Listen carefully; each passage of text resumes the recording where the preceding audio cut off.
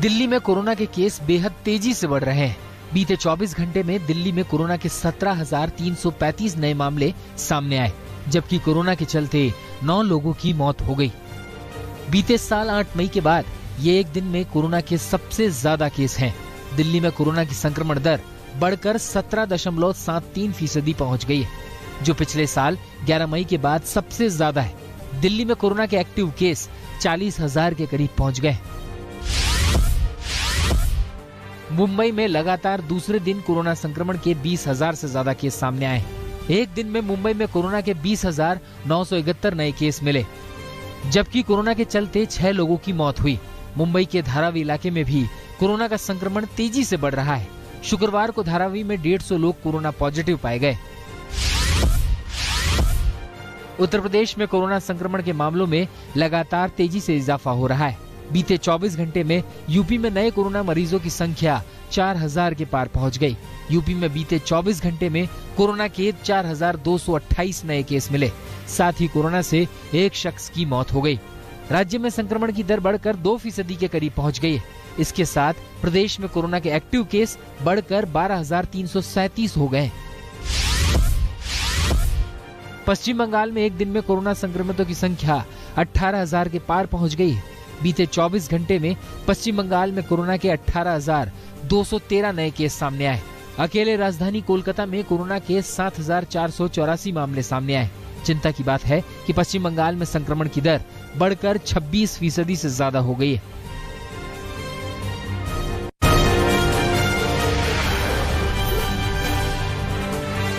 गुजरात में एक दिन में कोरोना के 5,000 से ज्यादा केस सामने आए हैं। एक दिन में गुजरात में कोरोना के 5,396 नए मरीज मिले, जबकि एक शख्स की मौत हुई है। गुजरात में कोरोना के एक्टिव केस 18,000 के पार पहुंच गए। इस बीच गुजरात में पहली से 9वीं कक्षा तक के लिए स्कूलों को बंद कर दिया गया है। 31 जनवरी तक इन स्कूलों में ऑनलाइन पढ़ाई होगी। इसके साथ ही नाइट कर्फ्यू का समय रात 11 बजे की जगह 10 बजे से कर दिया गया है।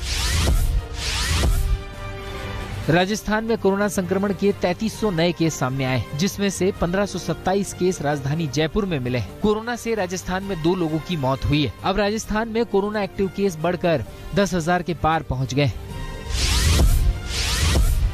कर्नाटक में भी कोरोना संक्रमण के मामलों ने रफ्तार पकड़ ली है। एक दिन में कर्नाटक में कोरोना के 8,449 नए केस सामने आए, जिनमें से 6800 से ज्यादा केस राजधानी बेंगलुरु में मिले। इसके साथ कर्नाटक में कोरोना से 3 लोगों की मौत हुई है। प्रदेश में कोरोना संक्रमण की दर 4.15% तक पहुंच गई है। वहीं तमिलनाडु में भी एक दिन में 8,981 केस सामने आए हैं, जबकि कोरोना के चलते 8 लोगों की मौत हो गई है। बिहार सरकार के मंत्री शाहनवाज हुसैन भी कोरोना पॉजिटिव हो गए। शाहनवाज हुसैन ने ट्वीट कर कोरोना संक्रमित होने की जानकारी दी। इससे पहले बिहार में दोनों डिप्टी सीएम के साथ कई मंत्री कोरोना पॉजिटिव हो चुके हैं। मध्य प्रदेश में तेजी से बढ़ते कोरोना के मामलों को देखते हुए प्रदेश के गृह मंत्री नरोत्तम मिश्रा ने सख्ती के संदेश दिए हैं। एमपी के गृह मंत्री ने कहा है कि सरकार पेट्रोल पंप संचालकों को सूचना देने जा रही है कि बिना मास्क वाले व्यक्तियों को पेट्रोल डीजल न दिया जाए। नरोत्तम मिश्रा ने कहा कि कोविड प्रोटोकॉल का सख्ती से मध्य प्रदेश में पालन करवाया जाएगा। अब वाहन चालक ने अगर मास्क नहीं पहना है तो पेट्रोल पंप संचालक पेट्रोल डीजल न दे। जल्द ही ऐसी सूचना जारी की जाएगी।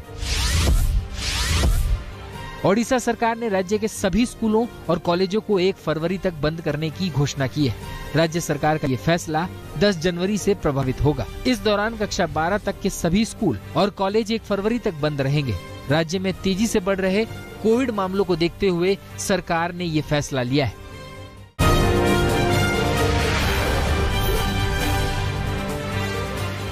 प्रधानमंत्री नरेंद्र मोदी की सुरक्षा में चूक के मामले की जांच के लिए गृह मंत्रालय की टीम फिरोजपुर पहुंची। गृह मंत्रालय की टीम उस जगह भी गई जहां पीएम का काफिला 15 से 20 मिनट तक रुका था। इसी जगह पर टीम ने फिरोजपुर एसएसपी और डीआईजी को पूछताछ के लिए बुलाया। बाकायदा सभी अधिकारियों से पूछताछ की रिकॉर्डिंग की गई। इतना ही नहीं, पंजाब के डीजीपी सिद्धार्थ चट्टोपाध्याय को एमएचए की टीम ने तलब किया, लेकिन जानकारी के मुताबिक अभी उनसे पूछताछ नहीं हुई है। इस बीच पुलिस के आला अधिकारियों से बीएसएफ कैंप में भी पूछताछ की गई।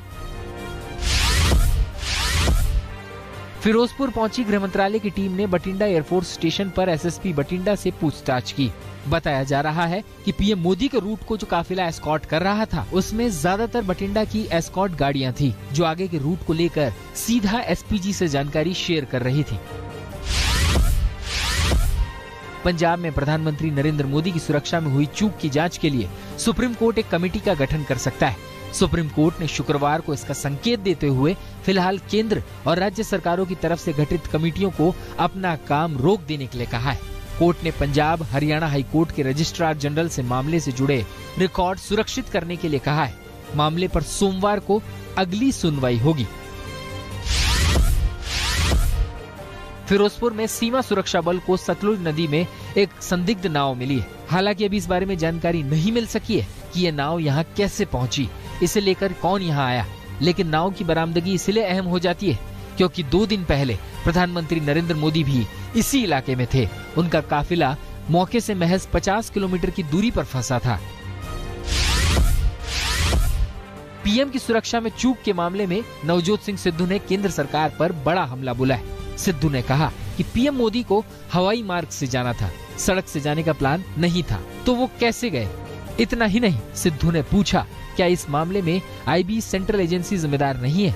सिद्धू ने कहा कि रैली में लोग नहीं थे, इसीलिए ये पूरा प्लान रचा गया। उन्होंने कहा कि रैली में 70,000 कुर्सियां लगाई गई थी, लेकिन 500 भी लोग नहीं आए। ऐसे में ये सब ड्रामा किया गया है। सिद्धू ने कहा कि बीजेपी पंजाब को बदनाम करने की कोशिश कर रही है।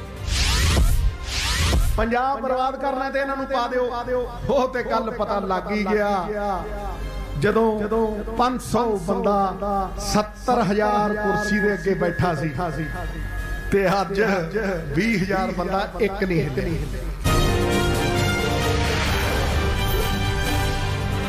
आज 5 राज्यों में चुनाव की तारीखों का ऐलान हो सकता है। चुनाव आयोग ने कोरोना के हालातों को देखते हुए मंथन किया था, जिसके बाद तारीखों के ऐलान की बात कही गई थी। सूत्रों की मानो तो आज चुनाव आयोग तारीखों का ऐलान कर सकता है। यूपी, पंजाब, उत्तराखंड, गोवा और मणिपुर में विधानसभा के चुनाव होने।